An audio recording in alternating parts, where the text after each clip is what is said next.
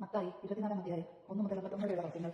ദേവാലയത്തിന്റെ നാശം. യേശു ദേവാലയം വിട്ടു പോകുമ്പോൾ ദേവാലയത്തിന്റെ പണികൾ അവന് കാണിച്ചു കൊടുക്കാൻ ശിഷ്യന്മാർ അടുത്തെത്തി. അവൻ അവരോട് പറഞ്ഞു, നിങ്ങൾ ഇതെല്ലാം കാണുന്നല്ലോ. സത്യമായി ഞാൻ നിങ്ങളോട് പറഞ്ഞു, ഇവിടെ കല്ലിന്മേൽ കല്ല് ശേഷിക്കാതെ എല്ലാം തകർക്കപ്പെടും. വേദനകളുടെ ആരംഭം. അവൻ ഒലിവുമലയിൽ ഇരിക്കുമ്പോൾ ശിഷ്യന്മാർ തനിച്ച് അവനെ സമീപിച്ചു പറഞ്ഞു, ഇതെല്ലാം എപ്പോൾ സംഭവിക്കുമെന്ന് നിന്റെ ആഗമനത്തിന്റെയും യുഗാന്തരത്തിന്റെയും അടയാളം എന്താണെന്നും ഞങ്ങൾക്ക് പറഞ്ഞു തരണമേ. യേശു പറഞ്ഞു, ആരും നിങ്ങളെ വഴിതെറ്റിക്കാതിരിക്കാൻ സൂക്ഷിച്ചുകൊള്ളുവിൻ. പലരും എന്റെ നാമത്തിൽ വന്ന് ഞാൻ ക്രിസ്തുവാണെന്ന് പറയുകയും അനേകരെ വഴിതെറ്റിക്കുകയും ചെയ്യും. നിങ്ങൾ യുദ്ധങ്ങളെ പറ്റി കേൾക്കും. അവയെ പറ്റിയുള്ള കിംവദങ്ങളും എന്നാൽ നിങ്ങൾ അസ്വസ്ഥരാകരുത്. കാരണം ഇതെല്ലാം സംഭവിക്കേണ്ടതാണ്, എന്നാൽ ഇനിയും അവസാനമായിട്ടില്ല. ജനത്തിനെതിരായി രാജ്യത്തിനെതിരായി ഉണർന്നെഴുന്നേൽക്കും.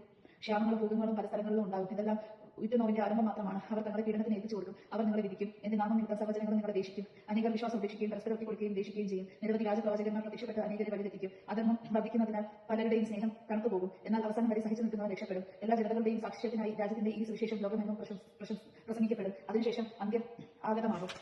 ഭീകരദുരിതങ്ങൾ. ദാനിയേൽ പ്രവാചകൻ പ്രവചിച്ച വിനാശത്തിന്റെയും അശുദ്ധ ലക്ഷണം വിശുദ്ധ സ്ഥലത്ത് നിൽക്കുന്നത് കാണുമ്പോൾ വായിക്കുന്നവൻ ഗ്രഹിക്കട്ടെ. യൂദായിലുള്ളവർ പർവ്വതങ്ങളിലേക്ക് പാലായനം ചെയ്യട്ടെ. ഉയർമുകളിലായിരിക്കുന്നവർ വീട്ടിൽ നിന്ന് എന്തെങ്കിലും എടുക്കാൻ താഴേക്ക് ഇറങ്ങാതിരിക്കട്ടെ. വയലിൽ ഇരിക്കുന്നവർ മേലങ്കി എടുക്കാൻ പിന്തിരിയരുത്. ആ ദിവസങ്ങളിൽ ഗർഭിണികൾക്കും മുലയൂട്ടുന്നവർക്കും ദുരിതം. നിങ്ങളുടെ പലായനം ശീതകാലത്തോ സാവധാനകാലത്തോ ആകാതിരിക്കാൻ പ്രാർത്ഥിക്കും. എന്നാൽ ലോകാരംഭം മുതൽ ഇന്നേ വരെ ഉണ്ടായിട്ടില്ലാത്ത, ഇനി ഉണ്ടാകാനിടയില്ലാത്ത ഉഗ്രപീഡനം അന്നുണ്ടാകും. ആ ദിവസം പരിമിതിപ്പെടുത്തി ഇല്ലായിരുന്നെങ്കിൽ ഒരുവനും രക്ഷപ്പെടുകയില്ലായിരുന്നു. എന്നാൽ തെരഞ്ഞെടുക്കപ്പെട്ടവരെ പ്രതി ആ ദിവസങ്ങൾ പരിമിതപ്പെടുത്തും. ഇതാ ക്രിസ്തു ഇവിടെ അല്ലെങ്കിൽ അവിടെ എന്നാരെങ്കിലും പറഞ്ഞാൽ നിങ്ങൾ വിശ്വസിക്കരുത്. കാരണം കള്ളക്രിസ്തുമാരും വ്യാജ പ്രവാചകന്മാരും പ്രത്യക്ഷപ്പെടുകയും സാധ്യമെങ്കിൽ തെരഞ്ഞെടുക്കപ്പെട്ടവരെ പോലും വഴിതെറ്റിക്കത്തക്ക വിധം വലിയ അടയാളങ്ങൾ അത്ഭുതങ്ങളും കാണിക്കുകയും ചെയ്യും. ഇതാ ഞാൻ മുൻകൂട്ടി നിങ്ങളോട് പറഞ്ഞിരിക്കുന്നു. അതുകൊണ്ട് അവൻ മരുഭൂമിയിൽ ഉണ്ടെന്ന് അവർ പറഞ്ഞാൽ നിങ്ങൾ പുറപ്പെടരുത്. അവൻ മുറിക്കുള്ളിലുണ്ട് എന്ന് പറഞ്ഞാലും നിങ്ങൾ വിശ്വസിക്കരുത്. കിഴക്ക് നിന്നും പടിഞ്ഞാറോട്ടും പായുന്ന മിന്നൽ കിണർ പോലെ ആയിരിക്കും മനുഷ്യന്റെ ആഗമനം. ശവമുള്ളിടത്ത് കഴുകന്മാർ വന്നുകൂടും. മനുഷ്യപുത്രന്റെ ആഗമനം. അക്കാലത്ത് പീഡനങ്ങൾക്ക് ശേഷം കൊടും തന്നെ സൂര്യൻ ഇരുണ്ടുപോകും. ചന്ദ്രൻ പ്രകാശം തരികയില്ല. നക്ഷത്രങ്ങൾ ആകാശത്തിൽ നിന്ന് നിവർത്തിക്കും.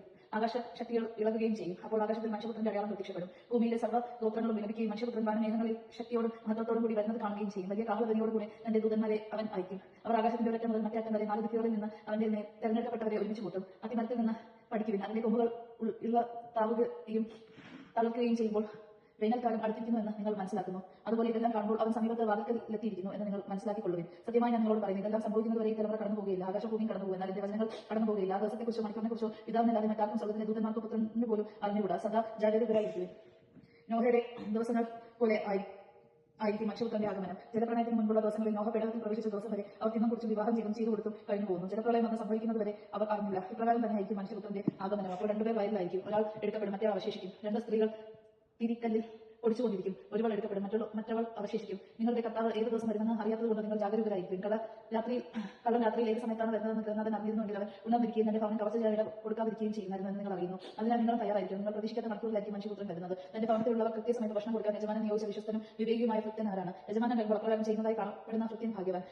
സത്യമായി ഞാൻ നിങ്ങളോട് പറയുന്നു, യജമാനൻ അവനെ തന്റെ വസ്ത്രങ്ങളുടെ എല്ലാം മേൽനോട്ടക്കാരനായി നിയമിക്കും. എന്നാൽ ദുഷ്ടനായ ഭൃത്യൻ തന്റെ യജമാനൻ താമസിച്ച് വരുമെന്ന് പറഞ്ഞ് തന്റെ സഹഭൃത്യന്മാരെ മർദ്ദിക്കാനും മദ്യപന്മാരോടുകൂടി ഭക്ഷിക്കാനും പാനം ചെയ്യാനും തുടങ്ങിയാൽ പ്രതീക്ഷിക്കാത്ത ദിവസത്തിലും അറിയാത്ത മണിക്കൂറിലും യജമാനൻ വന്ന് അവരെ ശിക്ഷിക്കുകയും കവടനാട്യക്കാരുടെ കൂട്ടത്തിൽ തള്ളുകയും അവിടെ വിലാപവും പല്ലുകടിയുമായിരിക്കും. യജമാനൻ നാം കേട്ടത്. നമുക്ക് ദൈവത്തെ സ്തുതിക്കാൻ ക്രിസ്ത്യാനി സ്തുതി.